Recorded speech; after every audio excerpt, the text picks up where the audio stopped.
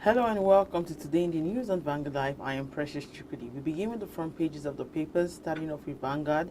Vanguard is leading with 2023 Atiku Tinubu in verbal war over bid for power wealth. The writer says Tinubu's rags to riches story hogwash. That's coming from Atiku's aide.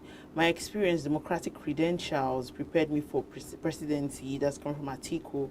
Why Tinubu is not fit to be Nigeria's president? Beware of Atiku sugar-coated promises. That's what Tinubu is saying. Says, I will be a fair, just president to Nigerians.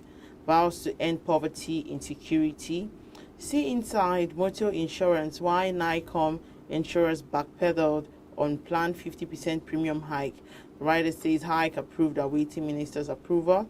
Only 3 million of 12 million vehicles have valid insurance. Premium income reverses upward trend, falls 36% in Q2 2022. On page 9, 625 billion naira refund. Serap gives 9 oil producing states 7 days to disclose spending. On page 11, second Niger bridge, heavy duty vehicles won't use it for now. That's coming from FRSC. Nigeria's polarization worrisome. That's coming from Kuka others. 6 dead, 25 injured in Kogi auto crash. You can see that story on page 6. Stories above. PDP crisis, not war of attrition, but political disagreements. That's coming from TAMBUWAL. $2 billion trapped funds. Operations of more foreign airlines under threat. Niger Delta Group sues Buhari others for NDDC board. And lastly, on the front page of Vanguard newspaper, we have a stamp duty recovery. Buhari panel legitimate. Scribe replies Garba Shehu. All right, let's take a look at the Nation newspaper. The Nation is leading with Wike, same faith, not reason to dump South's candidates. The writer says Tinubu Shetima ticket will be fair to all. I'll reset economy for faster growth, says Tinubu. President drums up support for APC candidates. Ipman to get petrol direct from NNPCL. The writer says oil giants in move to end production shortage. Stories above. Lekki Deep Sea Port promoter shops for $800 million to link rail lines. Our presidency defends Emefiele over alleged 89.1 trillion naira stamp duty collection.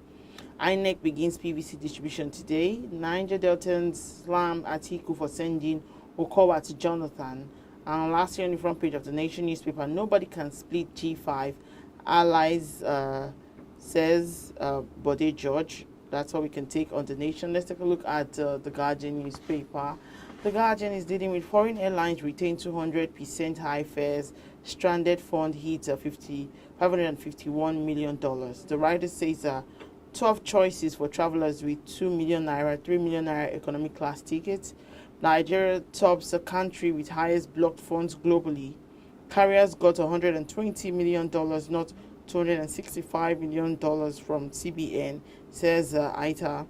Lawmakers urge understanding as travel expert task federal government on obligation to airlines. Analysts prompt Buhari on Nigeria's priorities ahead of U.S. Africa Leaders Summit. And also, stories above will take Nigeria third most improved country on African visa openness ranking. Terrorists attack Kaduna Katsina communities. Lastly, on the front page of The Guardian, 2 Borno Council under Boko Haram control, says Speaker. All right, let's take a look at the Punch newspaper. And the Punch is leading with withdrawals limits will cripple campaign funding, says parties. Parties to write CBN for waiver, says cashless policy will choke political process fundraising. If Buhari had no access to funding in 2014, he would never have been president, says PDP. Policy will create logistic problems. Paying party agents nationwide will be difficult. And that's coming from ADC and ADP. Oil production hits 100.18 million per barrel, highest in 7 months. And NNPC raises major oil marketers from 7 to 27. 15 drug dealers caught in notorious Lagos community. Stories above, we have a debt servicing to go up 123% of 2023 revenue. 39 foreign trained doctors failed assessment exam. That's coming from MDCN. I can't understand Boko Haram phenomenon, says Atiku. Last year on the front page of the Punch newspaper, the 3 states lack landfills, dispose waste openly. And that's coming from a report. And that's all we can take on the front pages of the papers this morning. Join us after the break. We'll be right back.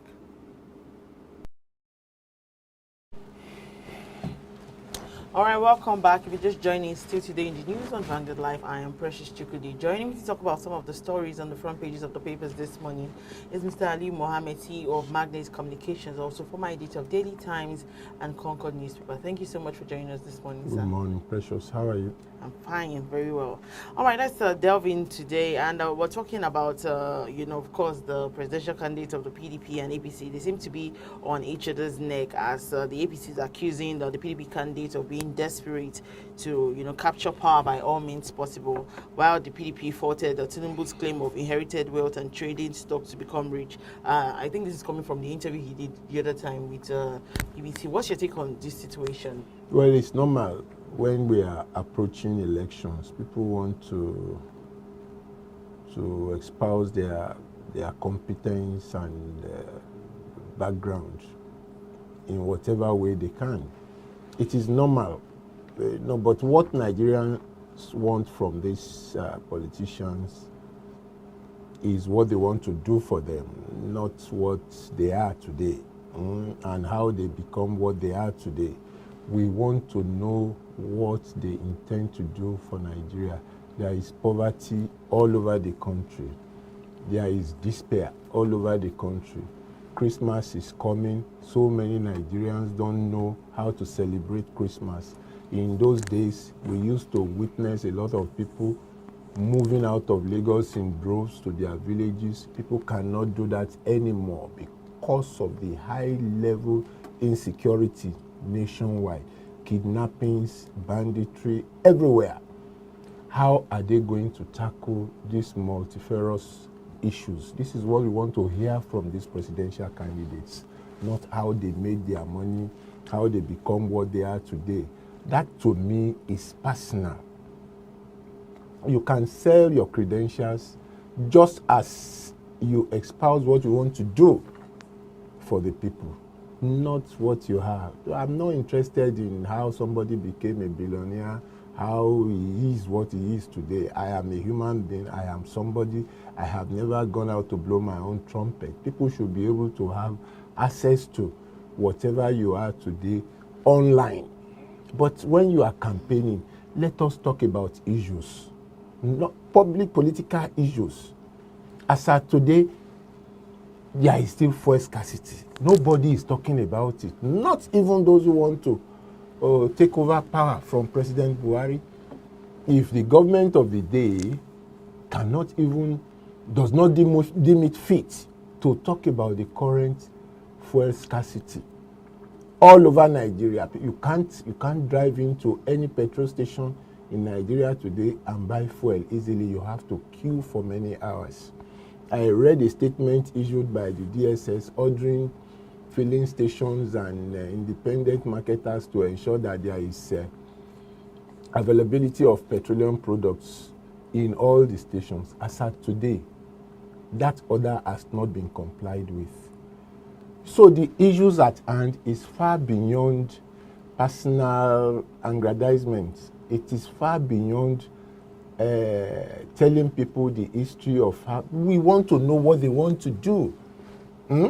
Some people are already calling Nigeria a failed state. I don't believe that Nigeria is a failed state. All we need is dedicated leadership and dedicated followership.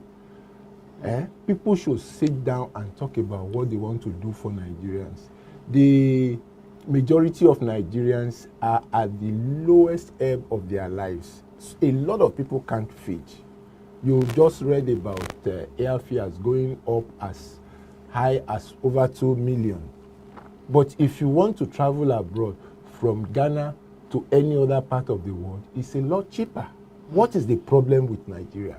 What is the problem of the airlines with Nigeria? All right, let's still talk about this presidential candidate.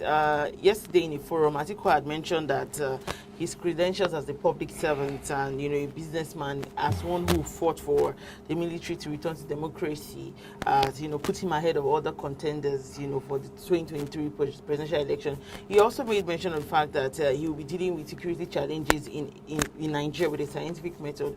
What do you make of this statement? What scientific method? The present government bought all sorts of, what is it now, jet fighters. Have they been deployed to use? What scientific method are we talking about? If the present government that has spent so much money buying several equipments cannot make a headway, I wonder how the incoming presidents want to make a headway. I wonder if the so-called scientific system is going to come from the moon. But you see, we are gone past a period of political deceit. Anyone that is aspiring to the presidency of Nigeria should tell us things that they can do, not building a castle in the air. Look, we should sit down and appraise our general security system, then come up with modern ways of fighting criminal activities in Nigeria. Why we have problems with ending insecurity is because some people are making money from these terrible things that are happening in Nigeria. We've had, I don't want to start mentioning the names of those who are benefiting from all this. But the truth of the matter is that there is a genuine wish to end insecurity in Nigeria. It will be done. Don't forget that the late Abacha had told us in his days as head of state that if insecurity lasts more than, was it 7 days that he said that you should know that government have a hand in it. The government of the day have a hand in it. So I believe that we need practical promises, not promises that appears as if people are building their castles in the air. We are so wise, we are so enlightened these days that nobody can just come and start talking about bringing modern what now? Scientific methods. Modern science. What scientific methods have not been? We bought 12 super Tucanos with the aim of winning the war against banditry. In other parts of the world where Tucano fighter jets have been used, they won the war. The government won the war. But here, our super Tucanos have become objects of display at the Air Force bases in Nigeria. If those Tucanos have been deployed to full use, by now we would have achieved close to 80% in terms of relief from this banditry and kidnapping that is going on all over the country. All right, let's still talking about PDP. So Governor Aminu Tambuwal, he said that the crisis in the PDP is not a war of attrition, but a political disagreement that would soon be resolved. Now, with the advent of the G5 governors, do you think that the crisis in the PDP would be resolved soon? If there is a wish to resolve it, there will be a way. But you see, those involved in this crisis must be ready to make compromises. Otherwise, if they are not ready to make compromises, that crisis may destroy the party's chances at the polls. That is one thing we must take note of. Because as at today, they cannot there underestimate the influences of the G5 governors. You can't underestimate them. They have come to stay and they are determined to stay. What I expect from both camps is a situation where they will have a win-win situation through compromises, not sitting down and one side will be dictating to the other. No, it is a crisis that came out of non-usage of discretion at the end of the primary elections. If some people within the party had put in a lot of discretion, we won't have the kind of crisis that we have today in PDP. But as it is, I think the only way that they can put this crisis behind them is to embrace compromises. Both camps must embrace compromise. Otherwise, it will linger. We are very close to election now. Yeah. The presidential candidate of PDP is afraid to go to some states in Nigeria because of this crisis that we have.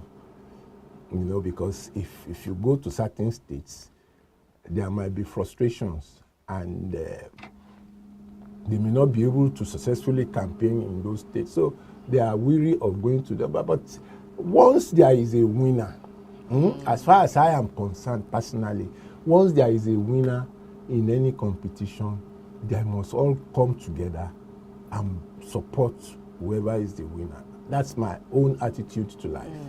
All right, let's move ahead and talk about this one. Now, we're talking about the flight operations, basically. Now, according to reports, we're hearing that, in the coming days, more airlines operating on the international routes may be forced to downsize or, cease their air service operations following their instability to repatriate their air services funds to their home countries over foreign exchange difficulties. Now, you've been traveling since. What are your thoughts on this whole situation? Precious, it is a very pitiable situation that airfares have hit the roofs in Nigeria. A lot of people now going out of the country will have to route their trips through Ghana to other parts of the world because it is cheaper to do that. An economy flight to any part of the world today is not less than 2 million or more. But the same flight coming from either the US or Britain through Virgin is less than 1 million if it is routed through Ghana. I don't know what Ghana is doing that Nigeria cannot do. The airlines have complained long time ago that they are unable to repatriate their profits back to their home countries. And the CBN governor said that they will give priority to the fact that they cannot, they will give priority to solving that problem of repatriating their profits to their countries. And what I will only plead with the CBN is that they should come out and fulfill that promise made about 3 months ago. It is so bad now that if you want to go to Virgin First Class, you'll be talking about 3-point-something million. Airlines like Air Maroc, Ethiopian Airline, they are making a lot of money because they are about the cheapest now, less than 1.2. I had a similar experience when I traveled out recently. The tickets that I bought from Lagos here was about 700 higher than those who bought the same ticket from Rwanda and routed their ticket through Ghana. They flew to Ghana, and from Ghana they either came by road to Nigeria or bought cheap tickets with local airlines operating in Ghana to come back to Lagos. That to me is a lot of business sense. But in Nigeria, government will make promises and they won't fulfill that promise. The truth is that an average airline that is operating in Nigeria want to make profits. They want to be able to take their profits back to their home countries so that they can maintain their aircrafts, pay all service charges, do a lot of things with that money. They have salaries to pay back in their home countries. Because here is just a place where they come to stay one night and go back. So what is wrong in having access to their own funds here? What is the government doing? Initially, they lied that it was dollars that was not available. Foreign exchange. foreign exchange. And the CBN governor came out to announce publicly at a press conference that they will give priority to the repatriation of the profits of all foreign airlines. But what has happened to that promise? They are just making things difficult for the ordinary people. People don't have billions to pay for first class. Even first class now is not cheap. 3.5, 4 million for first class. It doesn't make any economic sense when you can have the same first class for 1.5 or 2 million. And that is the cost of an economy flight from Lagos to some parts of the world today. The government should sit down and address this issue. I will not come to a country, do business, make profit, and I find it difficult to repatriate my profits back to my home country. It's like you want to kill that business. So a lot of airlines now have reduced their flights to Nigeria. Emirates Airlines have reduced. Virgin has reduced. Instead, they grounded their operations. Yes, because not that they won't be grounded. They will cancel all flights to Nigeria and operate to other parts of the world. Look, if you want to fly locally now, you need not less than between 250, 300 local flights. It is embarrassing. I mean, you are talking about an economy that is not vibrant, and people don't have easy access to whatever profit they have made. It is not in the interest of any organization to operate in that kind of economy. So the government must do something to check and ensure that foreign airlines are able to do the needful anytime they want to do it. All right, let's take a look at Mr. and Mrs. before we go. And Mrs. is speaking. She says, your son resembles you in every way. I remember you. I remember how you wooed me with lies. I heard him telling his fiance that Dangote is your classmate. And Mr. replies and says, don't worry, Dangote products will be distributed among the guests on their wedding day to convince her. That's a very good one. That means the father was a liar. And the fact that he said that Dangote's products will be distributed. The son has taken to the lies of his father. It's very interesting. All right, thank you so much, Mr. Ali Mohammed. Thank you for sharing your thought with us. He's the CEO of Magnet Communications, also former editor of Daily Times and Concord Newspaper. Thank you for coming on the show this morning. Also, remember that you can equally like, share, and subscribe on all our social media platforms showing on your screen. TikTok, WhatsApp, also our Instagram is showing on your screen. To find out today's stories, you can go to our website, www.vanguardangel.com. I am Precious Chukudi, and thank you for watching.